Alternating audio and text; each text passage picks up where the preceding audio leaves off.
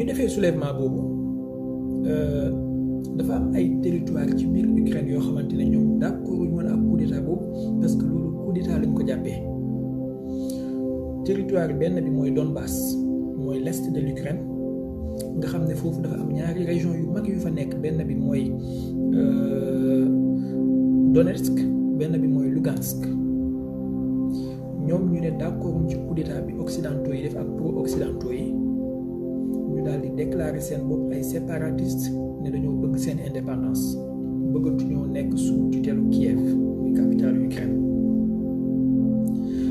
beneen territoire bi mooy Crimée foofu tamit dafa am xew-xew bu fa amoon parce que pouvoir bi gars yi teg ginnaaw bi ñu daanelee Yanukovych pouvoir boobu américains yi dañ doon laamisoo ak moom pour mu jox leen territoire bu Sébastopol benn territoire la bu nekk ci wetu Crimée territoire bu stratégique la ci mer Noire te mer Noire xam ngeen ko yéen ñëpp mooy mer bi géej gi sekk Roumanie Ukraine Russie ak Géorgie ak Turquie ku am accès foofu contrôler ko yow yaay contrôler ba ci lu jëm ci Méditerranée bi parce que da ngay am accès direct foofu. alors américains yi doon négocier ak pouvoir bi ñu teg foofu pour mu jox leen base militaire boobu noonu ñu samp fa seeni mbir bi Russie comprendre loolu tombeek population criméenne bi ñoom tamit ñu bañoon coup d'état bi amoon. Russie daal di leen proposer référendum pour ñu rejoindre Moscou pour ñu rejoindre la Russie muy fédération de Russie ñu rattaché leen ci Russie ci lañ def référendum boobu mu jàll à 98% yaakaar naa ñu daal di rattaché Crimée ci Russie occidentaux yi bañ a reconnaître référendum boobu daal di ne annexion la annexé nañ Crimée nangam ak nangam donc bi ñu defee loolu buntu boobu tëju na pour américains yi mënatuñ faa am base donc Russie moom foofu léegi moom mooy ñëw samp fa ay base am te xam ngeen ne Amérique ñemewut a dem fu Russie am ay base am mu fay samp ay base comme ni nga xamee ne Russie du dem fu Amérique am base am mu fay samp base. donc fi mu toll ni mer Noire bi Russie moom moo fay yàlla moo fay président moo fay chef moo fay lépp ndax doole ji mu fa am ki ka fay xaw a jege ci doole mooy Turquie te Turquie tollu Russie ci catuwe donc problème mu Crimée am na en 2014 problème mu Donbass bi commencé moom tamit surgir guerre bi commencé fa ba am plus de 14 000 morts mais bizarrement les médias occidentaux yi ma leen wax sànq doo leen dégg ñi ciy wax manipulation de l'opinion la ñuy def en 2015 février 2015 ñu daal di dem Minsk mooy capitale Biélorussie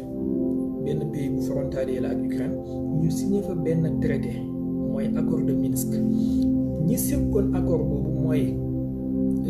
rebelles séparatistes yi boo leen tuddee noonu muy les régions Lugansk ak Donetsk Russie ak pouvoir Ukraine bi muy Lutchenko wala yaakaar naa boobu Timochenko moo fa nekkoon ak France ak Allemagne donc il y avait 6 partis mais ci 6 partis yooyu noonu Russie daanaka moom moo représenté woon pouvoir séparatiste yi donc il y avait la Russie l'Allemagne la France et l'Ukraine ñu daal di signé accord boobu Poroshenko maa ngi jéggalu ma ne Timochenko Poroshenko la accord boobu lan la wax dafa bokk ci ay points yu essentiels yu mu wax mooy il faut que Ukraine reconnaître Donbass muy ñaari région yu mag yooyu comme territoire bu am statut spécial nga xam ne du nekk ci sous tutelle Kiev directement ñaareel bi il faut que Ukraine nangu organiser fa ay élections donc finalement Ukraine dafa doon nekk benn état bu fédéral ñetteel bi il faut que Ukraine retirer fa ay armes lourdes yi mu fa tegoon ñeenteel bi il faut que mu ñu def échange de prisonniers ñu libérer prisonniers de part et d'autre juróomeel bi il faut que mu nangu amnistier ñi mu doon qualifié comme ay traîtres ak yu mel noonu nga xamante ne ni ay daan yu rëy moo doon dal seen kaw bu leen jàppoon donc il faut mu def loi d'amnistie leen te loolu ñoom ñooy chefu ñaari région yooyu muy Lugansk ak Donetsk juróom-benneel bi mooy bu ñu defee loolu yëpp ba pare nag danañ delloowaat Ukraine ay frontières am yëpp mu contrôler ko waaye dafay nekk état bu fédéral comme ni Amérique nekkee état fédéral comme ni Nigéria nekkee état fédéral ak yu mel noonu. alors 2015 la ñu signé loolu février 2015 France signé na François Hollande moo leen représenté woon Allemagne signé nañ Merkel moo leen représenté woon Russie signé nañ Poutine moo leen représenté woon Poroshenko signé na moom moo représenté woon Ukraine. Allemagne ak France li nekkoon seen rôle mooy ñu def pression ci Poroshenko maanaam waa Ukraine waa Kiev pour ñu appliquer accord de Minsk yi. Russie moom li nekkoon rôle am mooy mu surveiller ba pare def pression ci ñaari région yooyu noonu ñoom tamit pour ñu appliquer accord yi. donc Poutine def na wàllam moom li mu wax mooy point yi nañ ko topp ni mu toftalaanto ko Allemagne ak France depuis 2015 bëgg ñoo def benn pression ci waa Kiev pour ñu appliquer accord de Minsk yi donc point yi ñu cité woon daanaka benn kese lañ ci appliqué mooy retrait de l'arme lourde yi ñu tegoon mooy premier point bi mais deuxième point bi muy amnistie bi troisième point bi muy échange de prisonnier bi quatrième point bi muy reconnaissance de statut spécial bi yëpp appliqué wu ci dara loolu c'était un problème bu doon traîner depuis 2015 Poutine chaque rencontre bu am nañ ko fàttali accord de Minsk et les occidentaux comme ils sont forts en discours di berne nit ñi ak ay discours rek waaye sur les faits du ñu def dara. Poroshenko daanu na élection amaan na nangam ba Zelensky ñëw nekk président Zelensky comme ni ngeen ko xamee acteur la woon bu doon jouer film finalement moom mujj nekk président donc am na benn affaire bu installé wu ci biir Ukraine nga xam ne ñoom la ñuy tuddee ay néo-nazis yu mel noonu ay nationalistes radical seen volonté ñoom dañu ne dañoo bëgg a rejoindre Union européenne mais loolu dafa am problème parce que standard économique yi Union européenne teg Ukraine matalu ko pour dugg Union européenne ñaareel bi ñu ne dañoo bëgg a dugg OTAN mais règle yi OTAN teg Ukraine matalagu ko pour dugg OTAN mais nag y a problème parce que gars yi bëgg nañoo accélérer processus bi léegi au lieu de cesser le feu comme ni ñu ko signé woon ci accord de Minsk yi Zelensky dafa commencé waat combat yi ci Donbass alors Poutine bi ñu ñëwee ba 2021 wala sax avant ñu yegg si foofu américains yi bi ñu ñëwee ba 2019 dafa am beneen traité boo xamante ne nii moom moo lié woon Union soviétique ak Russie traité boobu ñu ngi koy tuddee traité FNI traité sur les armes nucléaires à portée intermédiaire nga xamante ne dañu ko signé woon diggante Amérique ak Union soviétique pour mu limiter armes nucléaires yi nga xamante ne dañuy mën a voler missiles yi voler de 500 kilomètres ba 5500 kilomètres ñu interdire ko en 2019 précisément le 2 août 2019 américains yi dañoo retiré wu ci traité boobu ne ñoom léegi loolu tënkatut leen maanaam il se donne le pouvoir développer arme nucléaire bu leen neex même bu fekkee 5000 kilomètres la wala 10 000 kilomètres wala 20 000 kilomètres loolu ça posé un problème très sérieux à Poutine revendiqué na ko ba sonn gars yi faale wuñ ko américains yi daal di changer seen doctrine nucléaire li ma leen di wax ni lu am solo la ci lii di xew ni dañu changer seen doctrine nucléaire am na benn général bu ñu fal boo xam ne moom mooy commandant des forces de réaction rapide bu OTAN actuellement c'est un général américain bu tudd Todd Wolfer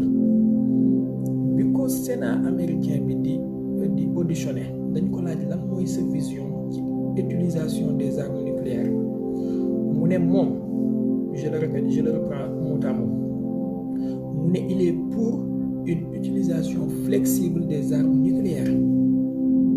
il est pour une utilisation flexible des armes nucléaires donc ku am façon idéologie bu mel nii moom la ñu jël léegi teg ko mu nekk chef de commandement des réactions rapides de l'OTAN américains yi bi ñu génnee ci traité bi le 2 août 2019 ñu daal di développer benn arme missile la boo xam ne amoon nañ ko bu yàgg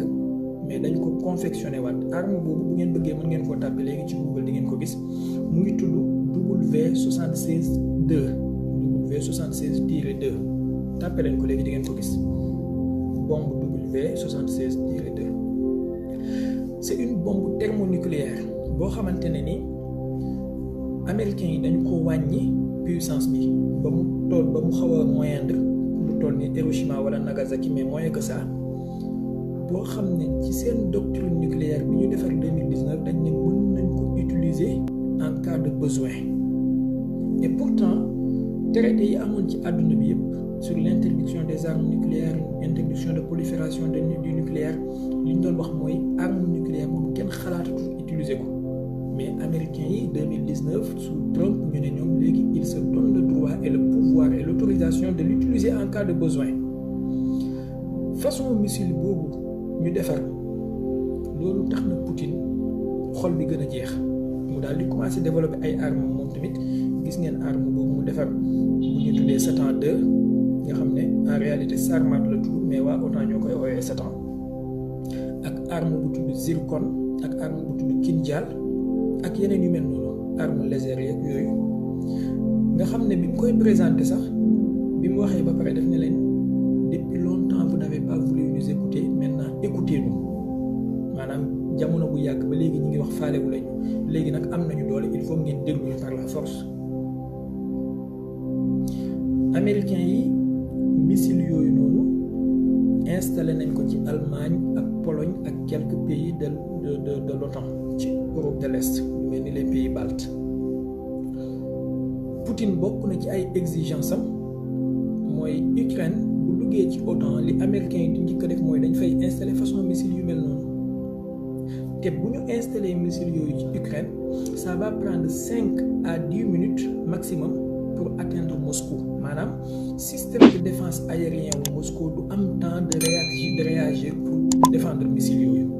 loolu c'était un problème principal. mu ne leen kon léegi waxu Ukraine di dugg OTAN moom na ngeen ko teg ci suuf.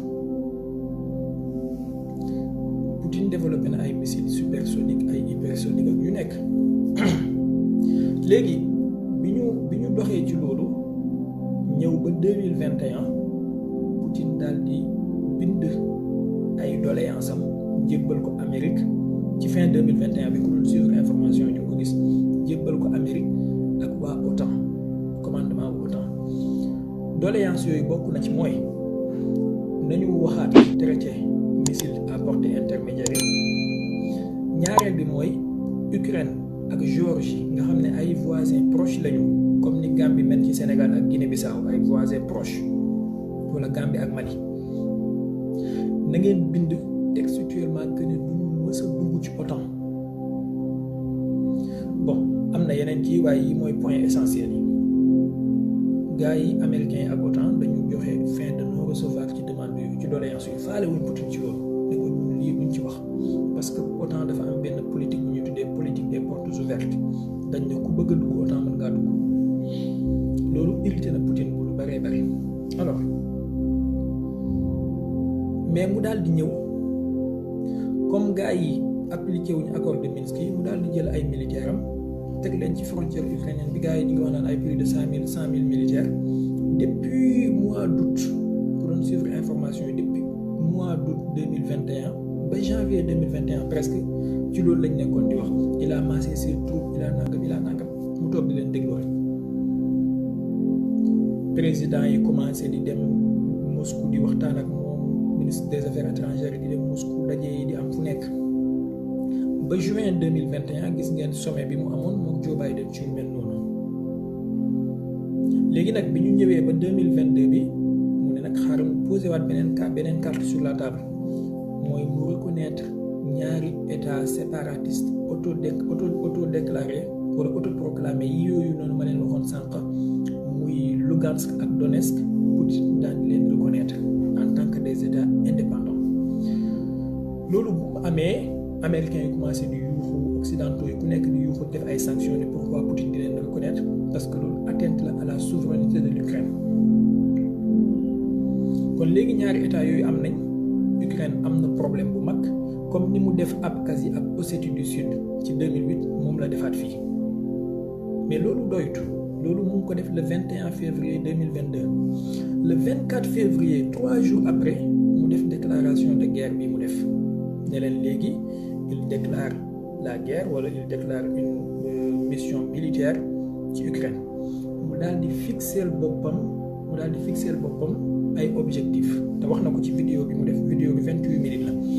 nee na objectif yooyu premier bi mooy démilitariser Ukraine. Pourquoi objectif boobu parce que président wu Ukraine bi nekk fi léegi muy Zelensky dafa am benn déclaration benn conférence de presse bu mu doon joxe mu wax ci wax ju doy waar loolu mu ngi ko def ci fin janvier bi mu ne Ukraine dàqul développer arme nucléaire maanaam Ukraine dàqul idée wu am arme nucléaire pour défendre boppam loolu déclaration bu doy waar la boo xam ne Poutine mënta géntu loolu waaye li gën a doy waar mooy occidentaux yi waxuñ ci piip dara waxuñ ko ci te pourtant gis nañ depuis l'an 2004 ni ñuy tegee Iran problème ak pression sous prétexte que Iran dafay développer ay armes nucléaires mais Zelensky en tant que président nga xam ne sa voix compte c'est solennel mu ne dàqul développer ay armes nucléaires occidentaux yi waxuñ ci dara te Ukraine base scientifique nucléaire bi mu am moo raw Iran moo raw Corée du Nord parce que bu leen fàtte ne Ukraine mosoon naa am ay armes nucléaires au temps de l'Union soviétique ba bi mu amee indépendance en 91 ci la ñu signé ay traité mu delloo armes nucléaires yi mais am na benn base scientifique et matérielle bu fi nekk lu mel ni Tchernobyl nga xam ne benn centrale nucléaire la c'est une ville même nucléaire am ay centrales nucléaires yu développé yu fa nekk ñun ñëpp xam nañ jàng nañ attentat Tchernobyl yi amoon 1986 donc Ukraine bu waxee loolu président ukrainien bu waxee loolu la Russie se sent en danger parce que tey jii France imaginé wul ci àdduna benn réew bu mel ni Belgique wala Luxembourg di am ay armes nucléaires France xalaatu ko ci àdduna Amérique xalaatul ci àdduna Mexique wala Canada wala Cuba di développer ay armes nucléaires Chine xalaatul ci àdduna Taïwan wala Mongolie di développer ay armes nucléaires donc quand la Russie entend le président ukrainien wax ne moom dàqul développer ay armes nucléaires fa jum na jununu yow man xëy mu ngi waaye taxaw kon alors mu daal di reconnaître ñaari état yooyu comme ni ma leen ko waxee le 21 février 2022 le 24 février 2022 mu daal di déclarer guerre bi daal di déterminer ay objectifs am premier bi mooy démilitariser Ukraine bu ngeen xoolee premier jour bi assaut bi am ci la teg loxo ci 11 infrastructures militaires bu Ukraine ci deuxième jour bi ci suba si ci lañ jàpp Tchernobyl muy ville bi nga xamante ne moo ëpp ay infrastructure ak i usine nucléaire ci Ukraine mu teg ci loxo fi mu toll nii Tchernobyl mu ngi ci loxo Poutine pour neutraliser ko maanaam Poutine ak loo ko bañ-bañ da nga ko reconnaître ñetti mbir premier bi mooy c'est quelqu'un de très intelligent ñaareel bi mooy c'est quelqu'un qui ne bluffe pas Poutine bu bluffé li muy def daf la koy wax te li muy wax moom lay def troisième bi mooy c'est quelqu'un de très courageux ñett yi loo bañ Poutine da nga ko koy nangul alors buy xeex ak nit li muy njëkk a def mooy day jéng ay loxoom ba pare loolu la def waa Ukraine dañoo commencé tig mu jéng seeni loxo la ñu waroon na am ci ay missiles défensifs ay défense anti-aérien yëpp mu détruire ko paf balaa dara di xew seen usine nucléaire Tchernobyl bi mu teg ci loxo balaa dara di xew nga xam ne sax duñ mën a wax naan ay accident nucléaire am na nangam ak nangam deuxième objectif bi mu fixé mooy dénazifier Ukraine mooy ñooñu muy tuddee ay néo-nazi mu jëlee leen ci Ukraine raxas leen foofu alors troisième objectif bi nee na mooy delloo pouvoir bi ci ukrainien yi ñu tànn ki leen neex benn affaire nag nit ki mën nga koo d'accord principe la mooy amul kenn kuy d'accord ci ay nit benn deret bu tuur ci kaw suuf kenn du ci d'accord mais dafa am benn politique à géométrie variable boo xamante ne occidentaux yi moom la ñuy doxee te finalement booy topp information de diverses sources da ngay xaw a jaaxle ci loolu mooy Amérique en 2003 dañu déclaré guerre Irak réew moo xam ne defu leen dara guerre boo xam ne ñoom ci seen bopp reconnaître nañ ne c'est une guerre de mensonge maanaam ay naxe ak wax lu dëgg lañ ko tegoon attaqué ci Iran kon détruire réew bi complètement Irak mu ngi noonu fi mu toll nii nekkatul nation. bi ñu defee loolu ba pare Colin Powell mi nekkoon secrétaire d'État ci jamono jooju moom mooy ñëw di reconnaître que ne loolu tâche la ci histoire mais ñoom américains yi ba léegi excusé wuñu publiquement ci àdduna bi def nañ lu leen neex dem nañ seen yoon. 2001 attaqué nañ Afghanistan 2001 ba 2022 ñu fay doog a jógee yàq nañ Afghanistan complètement et loolu yëpp ñu ngi ko tuddee guerre contre le terrorisme. Afghanistan mu ngi noonu léegi kenn xamul lu muy néew. En 1995 attaqué nañ Yougoslavie bombardé nañ ko comme ni ma ko waxee sànq tas nañ Yougoslavie divisé nañ ko par des morceaux de pays kenn amatul Yougoslavie existé tout et loolu yëpp ñu ngi ko tuddee ay guerre de principe. En 2011 sous tutelle France ak Nicolas Sarkozy OTAN ñëw na attaqué Libye un pays souverain indépendant attaqué ko rey Kadhafi tasaare dëkk ba Libye mu ngi noonu fi mu toll nii kenn xamatul li muy ñëw depuis 2011 ba léegi Libye mënatut a reconstruire waat. En 2015 ñu attaqué Syrie tas nañ dëkk ba yàq nañ ko ba léegi fi mu toll nii Syrie mënagul a reconstruire waat te loolu yëpp ñu ngi koy tuddee ay guerre de principe ay xawma la. léegi li américains yi def noonu ak européens yi ak occidentaux yi Poutine deful xaaju genn wàll bi mais ñu ngi yëkkati yawmal qiyaam ci kawam. Je défends pas Poutine mais damay analyser rek et am na fait yoo xam ne bu amee il faut l'analyser froidement. dañuy wax ne Russie dafa def atteinte à la souveraineté d'un pays. Russie dafa def atteinte au droit international yi nga xamante ne droit international bi nga xamante ne moo régir àdduna bi dafa bafoué droit international mais Israël depuis 1942 mu ngi bafoué droit international mu ngi bafoué droit des Palestiniens mu ngi lekk suufu Palestine mu ngi annexé ay territoire kenn waxul dara 2021 bii moo ci mujj Israël annexé waat na ay territoire ci quartier bu tudd Cheikh Jarrah ci Palestine mooy li amoon ci weeru koor daaw bi kenn waxul dara. doo mës a dégg Amérique condamné Israël wala mu sanctionné ko wala pays européens yi sanctionné Israël wala ñu ne dañ koy débranché ci système SWIFT wala dañuy def sanction ciblée wala nangam doo dégg loolu. donc y a 2 poids 2 mesures ci ni àdduna bi di doxee. Yémen Arabie Saoudite dafa créer benn coalition des pays arabes avec l'aide des États-Unis et des Occidentaux de certains pays. Depuis 2015 ñi ngi bombardé Yémen.